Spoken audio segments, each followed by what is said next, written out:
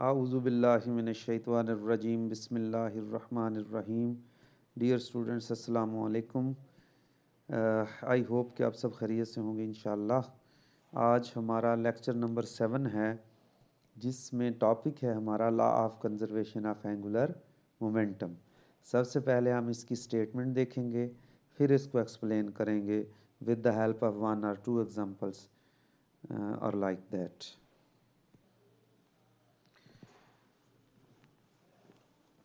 Statement है, in the absence of external torque, mean के उस अगर किसी सिस्टम के ऊपर, अगर किसी बॉडी के ऊपर कोई एक्सटर्नल टार्क एक्ट ना कर रहा हो, the total angular momentum of the system remains constant. तो जो टोटल एंगुलर मोमेंटम है सिस्टम का वो कांस्टेंट रहता है। Mathematically L total is equal to L1 plus L2 and so on.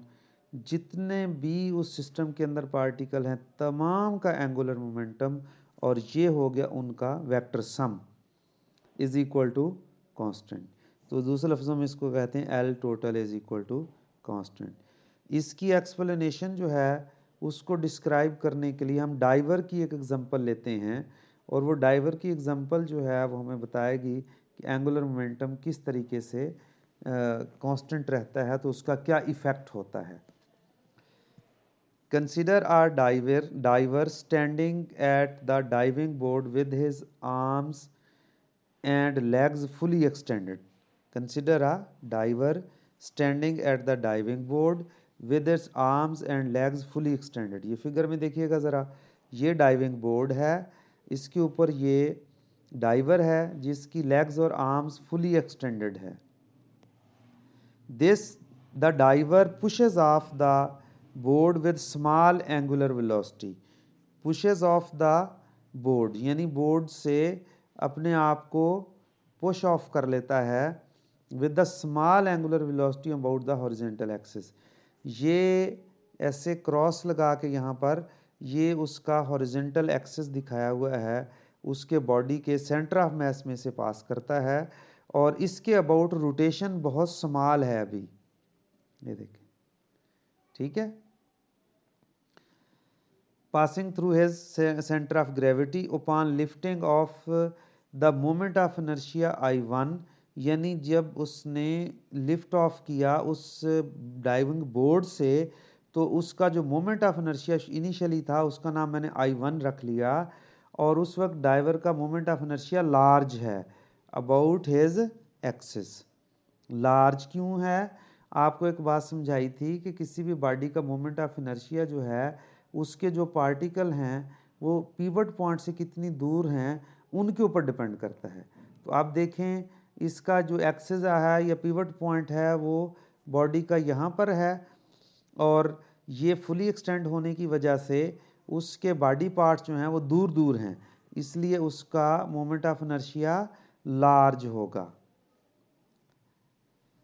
When the diver draws his legs and arms into closed tuck position, ये है closed tuck position, ये वाली और ये वाली, ये अपनी बॉडीज और लेग्स को वो खींच करके closed tuck position में ला रहा है।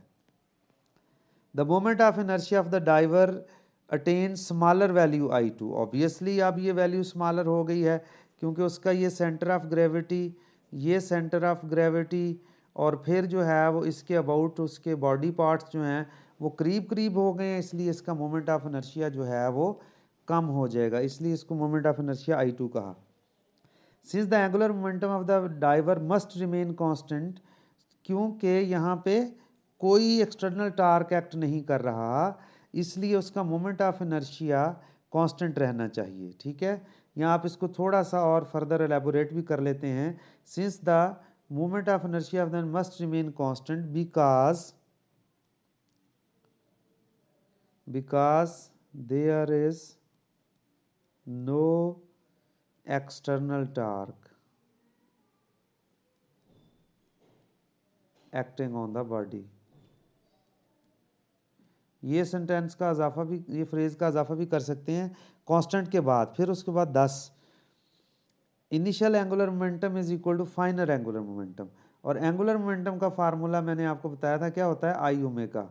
तो initial angular momentum I1 omega 1, तो इसलिए ये लिख लिया I1 ओमेगा 1 और final angular momentum L2 is equal to I2 omega 2। तो इस सूरत में ये हो गया। This shows that in order to conserve the angular momentum, और यहाँ से ये पता चल रहा है कि अगर एंगुलर मोमेंटम कंजर्व रहना है यानी ये वैल्यू इसके बराबर रहनी है, तो I2 तो कम हो गया है I1 से जब वो बॉडी क्लोज टैक पोजीशन में आया। तो फिर अगर ये वाला प्रोडक्ट और ये वाला प्रोडक्ट बराबर रहना है तो लाजमी तौर पे ओमेगा 2 को बढ़ना चाहिए। In order to conserve the angular momentum the diver must faster spin faster. Spin ज़ाहिर है अगर एंगुलर वेलोसिटी ज़्यादा हो जाएगी तो फिर वो फास्टर स्पिन करेगा। When the moment of inertia become small due to this the diver takes extra somersaults. तो ये कंजर्वेशन ऑफ एंगुलर मोमेंटम जो उसकी मैग्नीट्यूड कंजर्वेशन की एग्जांपल हमने यहाँ पे कोट की है, उससे हमें पता चल गया कि डाइवर जो है वो एक्स्ट्रा समरसॉल्ट लेता है यानी एंगुलर वेलोसिटी बढ़ जाएगी। तो this example of diver explain the conservation of magnitude of angular momentum but the angular momentum is a vector quantity with the direction along the axis of rotation.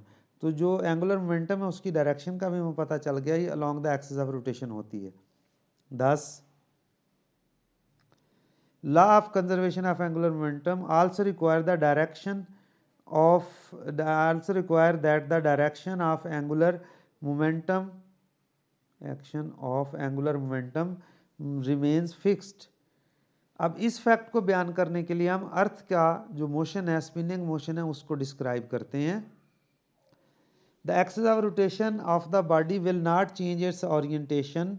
ये fact है कि जो axis of rotation है किसी body का, वो अपनी orientation को चेंज नहीं करेगा जब तक कि उसके ऊपर कोई एक्सटर्नल टार्क एक्ट करके उसको ऐसा करने पर मजबूर ना करे। मसलन इसकी एग्जांपल के तौर पे यहाँ पे मैंने आपके सामने ये अर्थ बनाई हुई है। ये अर्थ का एक्सिस ऑफ रोटेशन है, नजर आ रहा है ब्लू कलर में ये। अब ये जो एक्सिस ऑफ रोटेशन अपनी ओरिएंटेशन चेंज नहीं करता, नो चेंज इन ओरिएंटेशन, यानी इस तरीके से अगर टिल्टेड है तो ऐसे ही रहता है। वजह क्या? The orientation of earth's axis of rotation remain fixed because its motion about the sun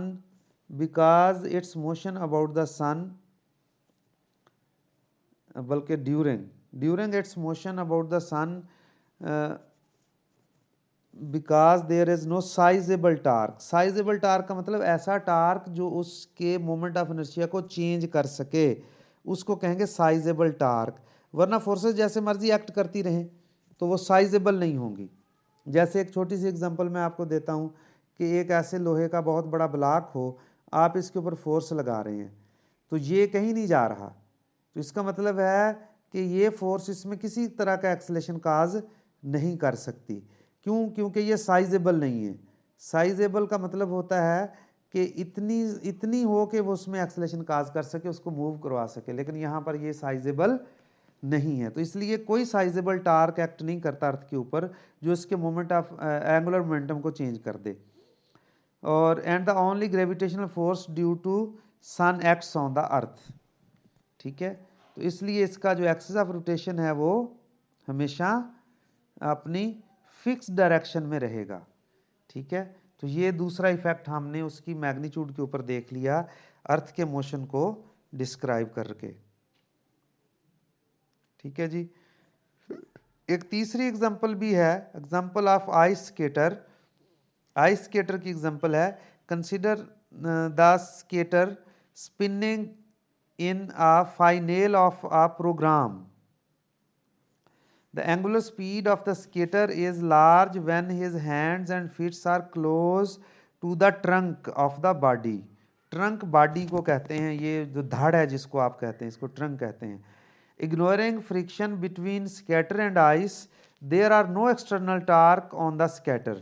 यानी अगर हम ये इग्नोर कर दें कि स्केटर और आइस के दरमियान ये पाँव और के ये आइस है सारी, ये स्केटर के पाँव हैं, इनके दरमियान अगर हम अस्यूम कर लें कि कोई फोर्स नहीं है तो कोई साइजेबल टार्क एक्ट नहीं करता। The moment of inertia his body increases as his hands and feet are moved away from its body. Initially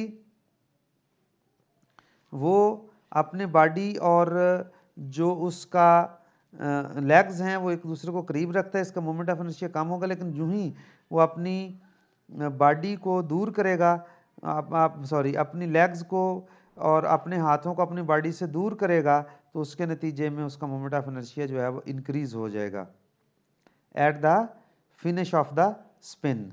तो ये फिर इस वजह से वो स्पिन को क्या करेगा, फिनिश कर देगा। According to principle of conservation of angular momentum his angular speed must decrease, और इसी एतबार से उसकी एंगुलर स्पीड जो है वो डिक्रीज कर जाती है।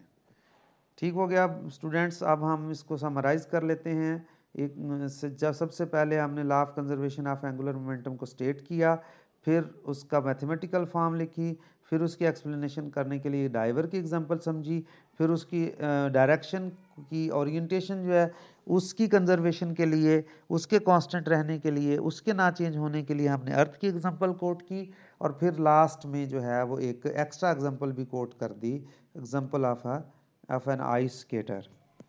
ठीक है स्टूडेंट, होप कि आपको ये समझ आ गया होगा। अगर कोई किसी किस्म का मसला होगा तो आप मुझसे व्हाट्सएप के ऊपर पूछ सकते हैं। ठीक है स्टूडेंट्स, अल्लाह हाफिज़।